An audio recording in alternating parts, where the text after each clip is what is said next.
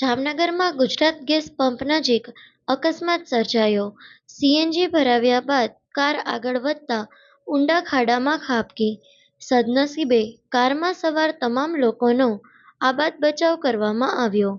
ખુલ્લા ખાડા અને સુરક્ષાના અભાવે પરિવારનો તંત્ર સામે રોષ જોવા મળ્યો. ચેતવણી બોર્ડ કે બેરિકેડ ન હોવાના આક્ષેપ લગાવવામાં આવ્યા. સમગ્ર ઘટના સીસીટીવીમાં કેદ થતા વિડીયો સોશિયલ મીડિયામાં વાયરલ થયો અને સ્થાનિકોમાં તંત્રની બેદરકારી અંગે ચર્ચા થવા લાગી. મોટી દુર્ઘટના ટળી જતા પરિવારે રાહતનો શ્વાસ લીધો. મારું નામ ડોલી પ્રશાંત ચંદા છે. અમે લોકો ખંભાળિયા બાજુથી આવી અને રાજકોટ બાજુ જતા હતા. અહીંયા ગેસ પુરાવા માટે અમે અહીંયા ગુજરાત ગેસ પાસે ગેસ પુરાવ્યો અને અમે લોકો રાજકોટ માટે ટર્ન લીધો. ત્યાં મોટા ખાડા હતા. ખાડામાં સીધી અમારી ગાડી અંદર વહી ગઈ છે અને તંત્રને ત્યાં કોઈ પણ આડું બેરિકેડ કે કોઈ વસ્તુ હતી નહીં જે હોવી જરૂરિયાત હતી.